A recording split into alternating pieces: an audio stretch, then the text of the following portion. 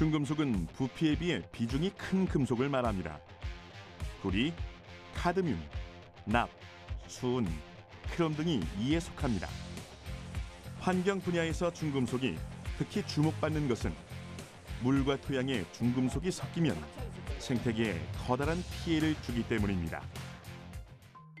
우리나라도 최초의 공해병인 온산병이라는 중금속 사고가 있었습니다. 70년대 급속한 산업 발전이 이루어지면서 온산 지역에서 정유 공장과 비철 금속을 다루는 공단이 들어선 이후 지역 주민들에게 이름 모를 괴질이 발생한 것입니다. 신경통과 피부병을 비롯해 심한 경우 전신마비가 일어나 집단 이주하는 사태도 일어났습니다. 일반적으로 납, 수은, 카드뮴 중독에 대해서 익히 잘 알려져 있습니다. 그러나 중금속 중독의 위험을 가진 것이 그것뿐만은 아닙니다. 일상생활 속에서 널리 쓰이는 중금속 중엔 구리도 있습니다. 구리는 동식물에 필요한 미량 원소입니다. 그리고 지각에도 자연적으로 존재하기 때문에 풍화작용이나 화산 폭발 등 자연현상을 통해 대기나 우리가 먹는 물로 배출됩니다. 따라서 강, 호수, 해양 등의 오염되지 않은 자연적인 환경에서도 구리는 존재하기 마련입니다. 사람을 포함한 포유류에서 구리는 미량으로나마 섭취해야 하는 필수 원소입니다. 구리는 백혈구 생성, 뼈 생성 등에 관여하는 생체 효소 구성에 반드시 필요하고 결핍 시 장애가 나타납니다. 구리 결핍은 빈혈, 백혈구 감소증, 골다공증 등의 증상을 일으킵니다. 그래서 성인의 경우 하루 2mg의 구리 섭취를 권장합니다. 나 구리, 인간의 몸에 도움이 되기도 하지만 독이 될 때도 있지. 구리를 과량으로 섭취할 경우 축적에 의한 중독 현상이 나타나는 것은 다른 유해 중금속과 크게 다르지 않습니다. 고농도의 구리에 노출 시 두통, 발열, 간과 신장 손상, 면역 독성 등이 발생합니다. 어류와 갑각류, 조류는 포유동물보다 구리에 더 민감하다고 합니다. 금속으로서 구리는 큰 가치를 지닙니다. 구리의 다른 이름은 동, 철동, 황동, 백동인데요. 각각 주석, 아연, 니켈 등이 들어간 구리의 합금으로 띄는 색깔에 따라 붙여진 이름입니다. 동 같은 경우는 사용처를 말씀을 드리자면 그 전기전자 분야에서 가장 많이 쓰일 수 있어서 이 동의 특징은 전기정도성이 좋다. 그리고 열전도성이 좋다. 이런 부분이 가장 대표적으로 볼 수가 있을 거고요. 그렇기 때문에 동은 전선이라든지 뭐 배전반, 분전반 이런 이제 통전 부분에 가장 많이 쓰이게 되고요. 그리고 그 외적으로 뭐 열전도율을 요구하는 뭐 용접이라든지 이런 제품들에 사용을 될 수가 있습니다. 순수한 구리는 도구로 쓰기에는 너무 무르다는 단점이 있습니다. 이러한 구리의 단점을 보완하기 위해서 아연이나 주석 등과의 합금 처리를 통해 좀 더 가공이 용이하도록 만들어 사용합니다. 낯선 이름이지만 크로뮴도 조심해야 할 중금속 중 하나입니다. 크로뮴 화합물 중 특히 유명한 것이 삼각 크로뮴과 육각 크로뮴입니다. 삼각 크로뮴은 인체의 필수적인 요소로 인체 내 당대사에 관여하고 있기 때문에 당뇨병 개선과 예방 등의 필수 불가결한 원소입니다. 하지만 육각 크로뮴은 도금 등에 사용되며 이것을 장기간 흡입할 경우 중독되고 염증, 궤양이 발생하며 코뼈에 구멍이 나는 비중격 천공이 발생하는 무서운 중금속이라 할 수 있습니다. 무서운 병을 불러오기도 하지만 나는 도움이 될 때가 있다고. 크로뮴은 상당히 해로우나 그 성능상 크로뮴 없는 산업 제품을 구현하기는 거의 불가능하다고 합니다. 가장 많이 쓰이는 분야는 도색 분야로 자동차 도색 페인트처럼 금속에 색을 입히는 도색제는 100% 크로뮴이 들어갑니다. 크로뮴은 잘 녹슬지 않고 아름다운 금속 광택을 오래 유지해주는 역할을 합니다. 그래서 철 등 금속 재료가 녹슬지 않도록 하거나 번쩍번쩍 금속 광택을 내기 위해 단지 미적인 이유로 크로뮴 도금을 많이 쓰입니다. 두 얼굴을 가진 중금속은 물질이 가진 본래의 성질을 과학적으로 잘 이용하면 우리에게 이로운 약이 될 수 있는 반면에 악용되면 무서운 독이 될 수 있습니다. 결국 어떠한 물질이 독이 되는가, 약이 되는가 하는 것은 인간의 의지와 양심의 판단에 맡겨져 있는 게 아닐까요?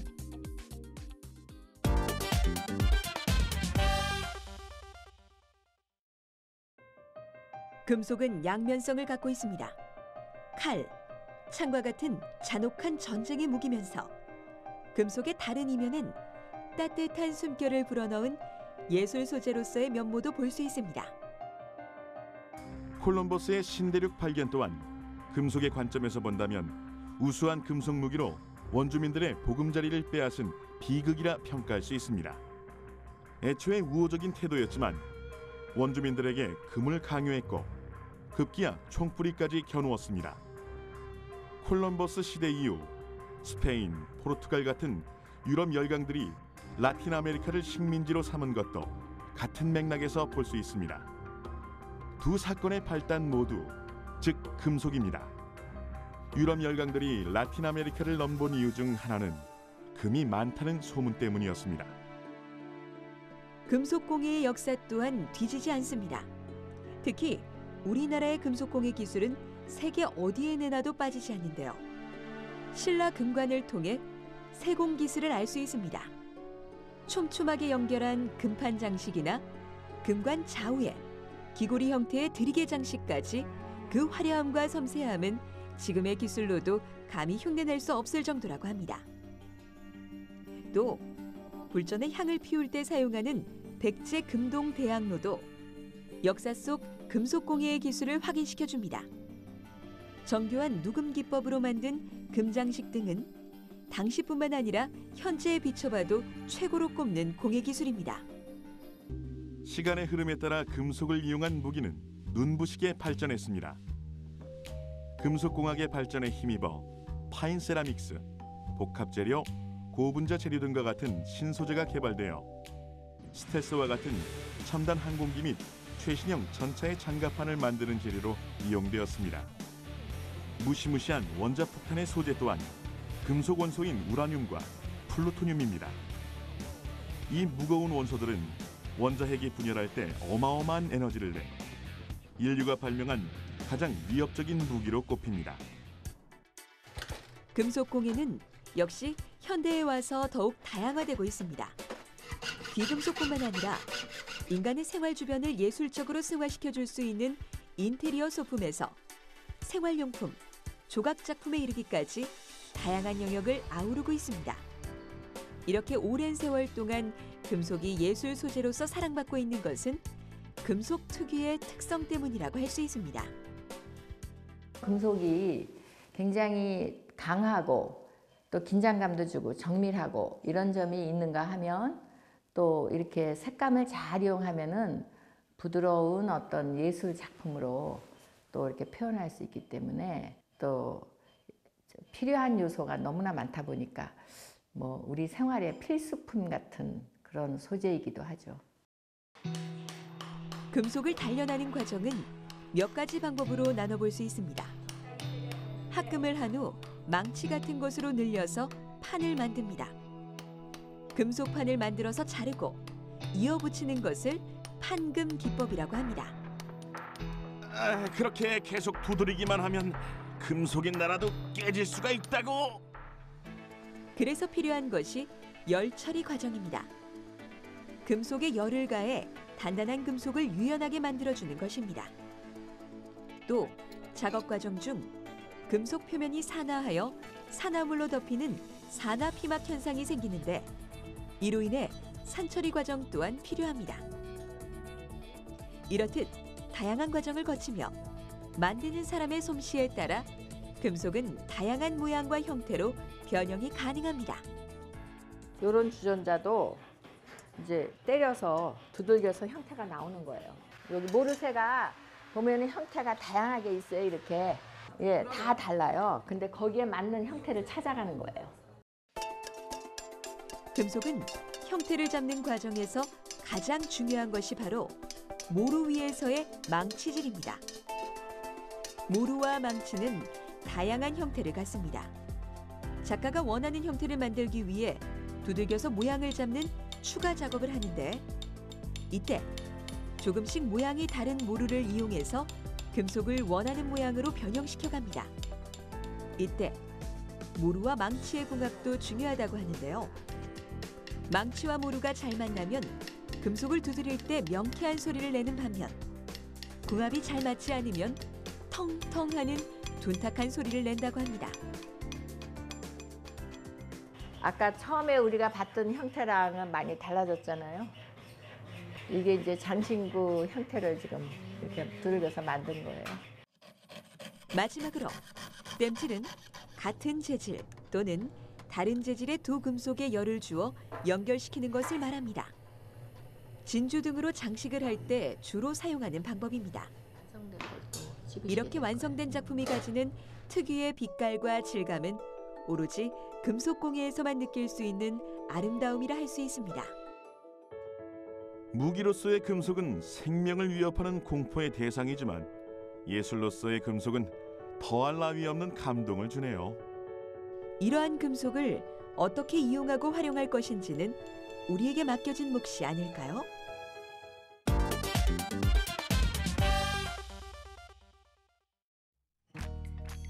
나무, 흙 등 다양한 소재가 존재합니다.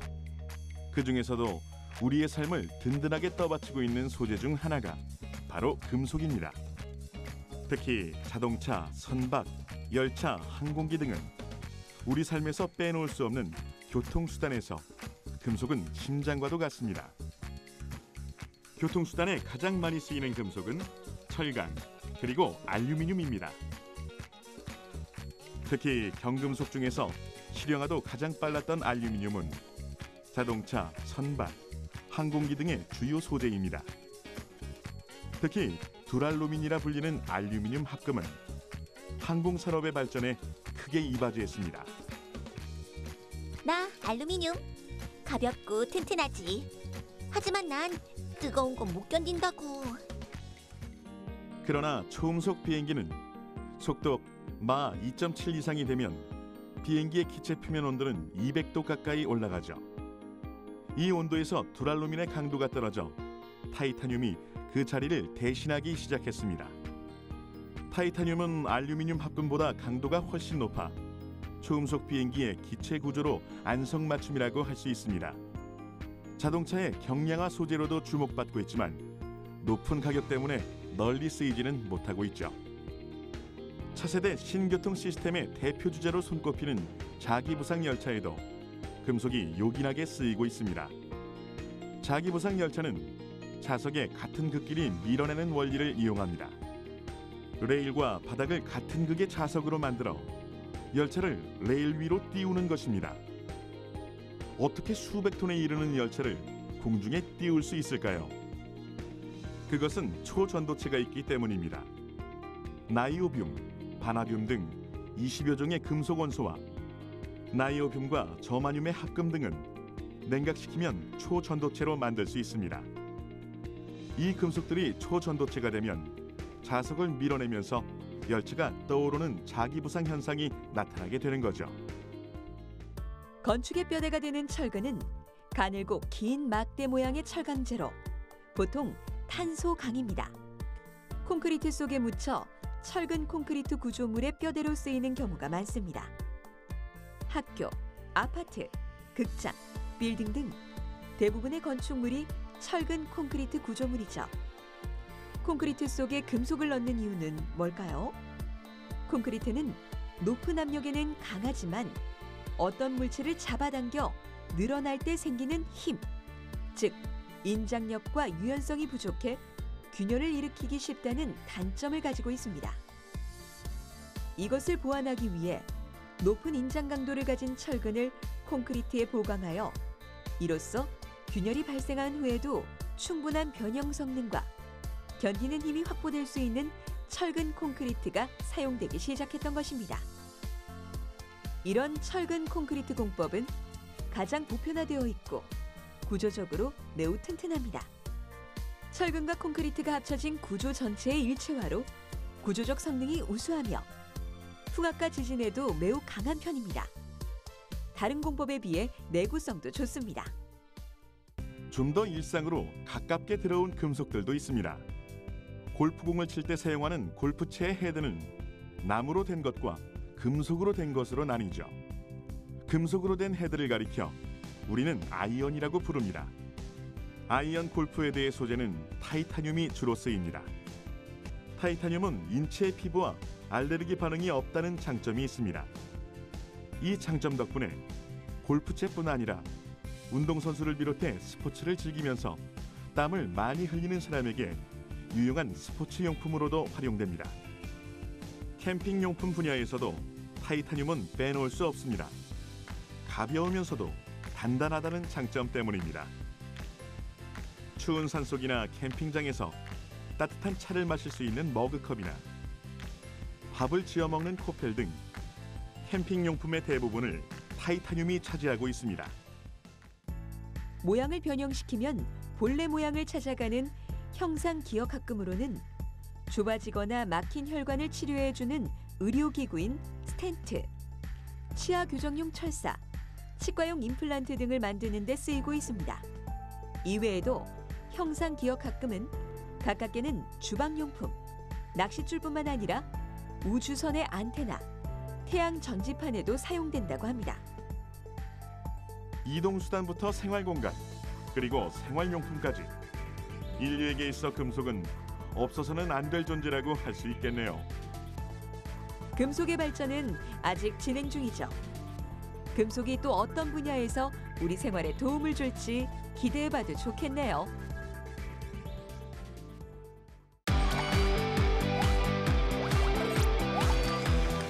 톡 쏘는 과학. 사이다. 우와, 요구르트다. 역시 요구르트는 이 빨대를 꽂아서 마셔야 제맛이죠. 맛있어. 만약 그 요구르트를 3초 안에 빨아먹는 데 성공한다면 소원을 들어줄게요. 아, 진짜요? 요구르트 3초 안에 먹는 거 금방 할 수 있죠. 제가 한번 해보도록 하겠습니다. 자, 그럼 준비하시고 시작!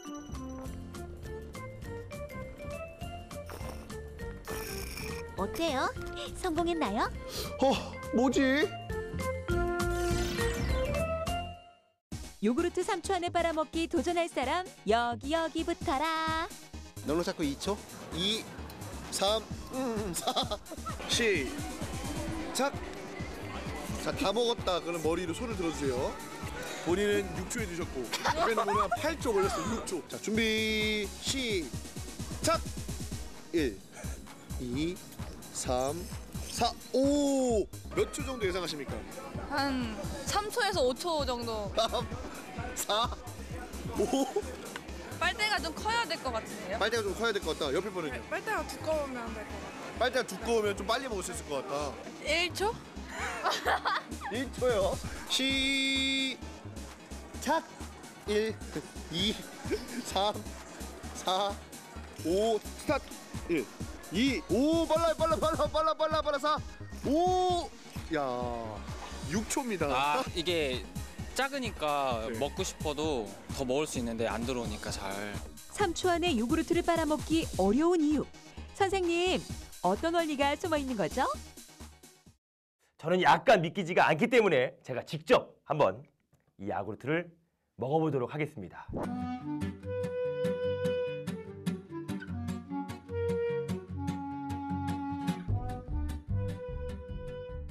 안 되네요. 요구르트를 어떤 원리로 먹게 되는 거냐 했더니 바로 공기 압력, 기압 때문이라는 걸 알았습니다. 빨대로 요구르트를 쭉 빨아 마시면 병 안의 공기가 입속으로 들어가죠. 이때 빨대 속 공기양이 줄어들에 따라 압력도 줄어들게 됩니다. 바로 외부 압력이 커진 것이죠. 커진 외부 압력이 요구르트 빨대 안으로 밀어 올리기 때문에 우리가 요구르트를 먹을 수 있는 것입니다. 그렇다면 같은 양의 요구르트를 지름이 더 큰 빨대로 빨아먹으면 결과가 달라지겠죠? 2배가량 두꺼운 빨대로 먹어봤더니 결과는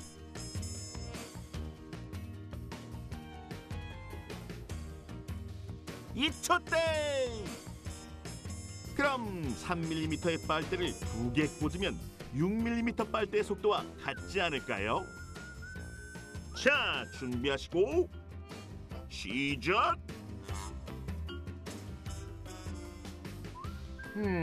굵은 빨대와는 확연히 차이가 나는군요. 왜 이런 결과가 나온 걸까요?